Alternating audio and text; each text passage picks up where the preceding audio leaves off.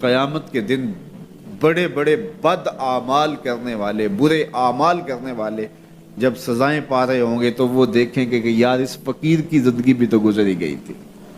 اس شخص کا بھی تو وقت گزر ہی گیا تھا۔ تو حضرت داتا گنج بخش علی اجویری کے شیخ کہتے ہیں دنیا یومن ولنا فیہا صوم، دنیا ایک دن کے برابر ہے اور میں روزہ رکھ کے گزار رہا ہوں، اپنی خواہشات کو روکتا ہوں، اپنی آرزوؤں کو روکتا ہوں، گویا ایک روزہ رکھ کے زندگی گزار رہا ہوں، تو زندگی تو میری بھی گزر جائے گی، اور جو نہیں روزہ رکھ کے گزار رہے تو زندگی تو ان کی بھی گزر جائے گی۔ تو فرمایا میں روزہ رکھ کے زندگی گزار رہا ہوں۔ اللہ اکبر۔ اس لیے اچھے لوگوں کی صحبت اختیار کرو، نیک لوگوں کے پاس بیٹھا کرو،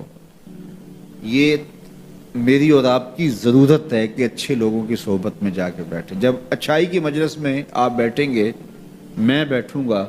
تو کوئی خیر کی بات ملے گی جو ہماری آخرت اور دنیا کی بہتری کی ضامن بن جائے گی۔ یا جتنی دیر بیٹھے رہیں گے مجلس میں، کم از کم اتنی دیر تو برائیوں سے، گناہوں سے بچے رہیں گے اور دل میں نور اترتا رہے گا۔ اب کوئی فائدہ ہو نہ ہو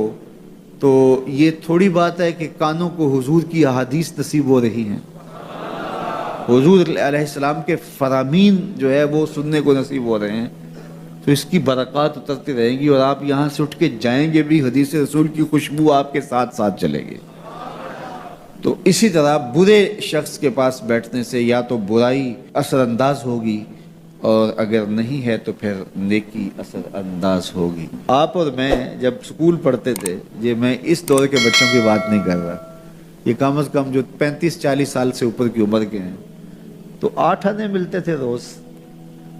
یا کوئی 1 روپیہ ملتا تھا، تو اس وقت 1 روپیہ بھی بڑا لگتا تھا، اور کبھی عید پہ یا کسی موقع پہ یا گھر میں کوئی مہمان آ جائے اور وہ 5 روپے دے جاتے تو لگتا تھا کہ آج تو اخیر ہی ہو گئی ہے۔ تو اس وقت 5 روپے بھی بڑے لگتے تھے، اس لیے کہ اس وقت ہمارے پاس لاکھوں نہیں تھے، تو 5 بھی بڑے تھے۔ اور آج اگر آپ کو کوئی 5 دے تو آپ اس کی طرف ہنس کے دیکھیں گے یہ مجھے کیا دے رہے ہو۔ تو جب آپ نے لاکھوں نہیں دیکھے تھے تو 5 بھی بڑے لگتے تھے، اب لاکھوں دیکھ چکے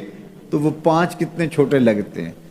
تو آج 60 سال بڑے لگتے ہیں، لیکن جب قیامت کا ایک دن 50,000 سال کا دیکھیں گے تو یہ بہت چھوٹا سا دن لگے گا۔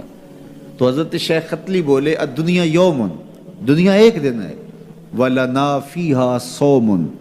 اور ہم اس کو روزہ رکھ کے گزار رہے ہیں۔ دیکھو جنہوں نے صبح سے لے کر اس وقت تک روزہ رکھا ہے، دن تو ان کا بھی گزر گیا، بیمار بھی ہوں گے آپ میں سے کئی، شوگر کے مریض بھی ہوں گے، مریض کے لیے دن کاٹنا اور روزے سے کاٹنا اور زیادہ مشکل ہو جاتا ہے، لیکن کٹ ہی گیا نا۔ تو جب ہم روزہ افطار کر رہے ہوں گے، ٹھنڈا اور میٹھا مشروب حلق سے نیچے اتر کے رگوں کو تر کر رہا ہوگا، تو ایک عجیب طمانینت ہوگی۔ تو اگر کوئی شخص ایسا ہو جو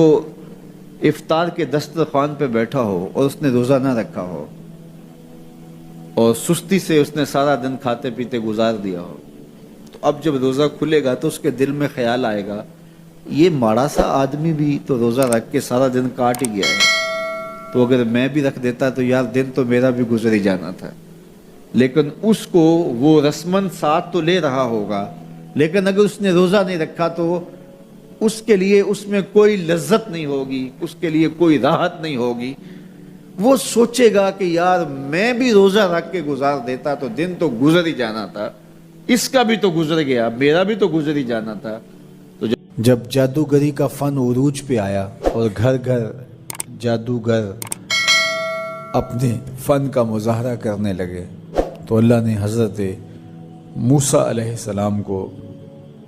کرشماتی عصا عطا کیا، جو جادو کے فخر کو توڑ کے رکھ دیتا ہے، کبھی اژدہا بن جاتا ہے، کبھی ٹارچ بن جاتا ہے، کبھی اتنا لمبا ہوتا ہے کہ پتے جھاڑ لیتے ہیں، کبھی ٹیک لگا کے کھڑے ہو جاتے ہیں۔ تو یہ عصا ان کو بطور معجزہ عطا کیا گیا جب جادوگری کا فن پورے عروج پر تھا۔ موسیقیت کا جب بانکپن آیا اور موسیقی کے ذریعے لوگوں کو مسحور کیا جانے لگا، تو اللہ نے حضرت داؤد علیہ السلام کو وہ آواز کا جمال عطا کیا کہ جب وہ زبور پڑھتے تھے تو اڑتے پرندے رک جاتے تھے، ایسا حسن عطا کیا۔ لوہے کی صنعت عروج پہ آئی اور لوہے کو گرم کر کے نرم کیا جاتا، ڈھال کر کے زرہیں تلواریں بنائی جاتی، ظروف بنائے جاتے۔ تو اللہ نے حضرت داؤد علیہ السلام کو یہ معجزہ دیا کہ وہ لوہے کو ہاتھ میں لیتے موم کی طرح نرم پڑ جاتا اور جس طرح چاہتے اس کو وہ شکل دے دیتے۔ طب یونانی جب اپنے مرتبہ کمال کو پہنچتی ہے اور ہر مرض کی تشخیص، تدبیر اور علاج معالجہ دریافت کر لیا جاتا ہے، لیکن 3 امراض کا علاج طب یونانی سے نہیں ہو سکتا ہے۔ مادرزاد اندھے کی آنکھوں میں روشنی نہیں رکھ سکتے، کوڑی کے جسم کو شفا نہیں دے سکتے، تیسرا ان کے پاس موت کا علاج نہیں ہے۔ تو طب یونانی کے عروج کے زمانے میں حضرت عیسیٰ آتے ہیں تو ان تینوں مرضوں کا علاج لے کے آتے ہیں۔ مردے کو ٹھوکر مارتے ہیں، وہ اٹھ کے باتیں کرنے لگ جاتا ہے۔ کوڑی کے جسم پہ ہاتھ پھیرتے ہیں، اسے شفا مل جاتی ہے۔ نابینا کی آنکھوں پہ ہاتھ رکھتے ہیں، نور اترنے لگتا ہے۔ مصر کے کوچہ و بازار میں جب حسن والوں کے حسن کے چراغ جلنے لگے اور ایک سے بڑھ کر ایک حسین دل لبھانے لگا، ان کی عشوہ ترازیاں نیندیں اچاٹ کرنے لگیں، تو اللہ نے حسن و جمال کے زمانے میں حضرت یوسف علیہ السلام کو معجزہ جمال دے کے بھیجا، اور جب ان کے جمال کا، حسن کا چراغ روشن ہوا تو سارے دیے بجھ گئے، اور جنہیں ناز تھا اپنے حسن پہ وہ اپنی انگلیاں کاٹتے ہوئے دکھائی دیتے ہیں۔ تو ہر دور میں ایسا ہوا۔ آپ انبیاء کی تاریخ پڑھتے جائیں اور ان کے معجزات دیکھتے جائیں، اور اس دور کا عروج اور بانکپن آپ کو جو ملے گا، معجزہ اس کا توڑ آپ کو نظر آئے گا۔ جب میرے اور آپ کے آقا و مولا تشریف لائے تو زبان و بیان کا عروج تھا، قرآن دیا گیا۔ قرب قیامت میں انسانی ارتقاء اور مادی ترقی اور اپالو یازدم کے ذریعے چاند پر جانے کی باتیں ہونی تھی، اور لوگوں نے مریخ پر جانے کی تیاریاں کرنی تھی۔ تو اللہ نے اپنے محبوب کو دوسرا بڑا معجزہ معراج عطا کیا کہ دنیا الٹی چھلانگیں بھی لگاتی پھرے، وہاں کسی کا خیال بھی نہیں پہنچ سکتا جہاں محمد عربی کے قدم پہنچ گئے۔ میرے امام بولے، خرد سے کہہ دو کہ سر جھکا لے، خرد سے کہہ دو کہ سر جھکا لے، گماں سے گزرے گزرنے والے، یہاں خود پڑے ہیں جہت کو لالے، کوئی کیا بتائے کدھر گئے تھے، سراغ عین و متا کہاں تھا،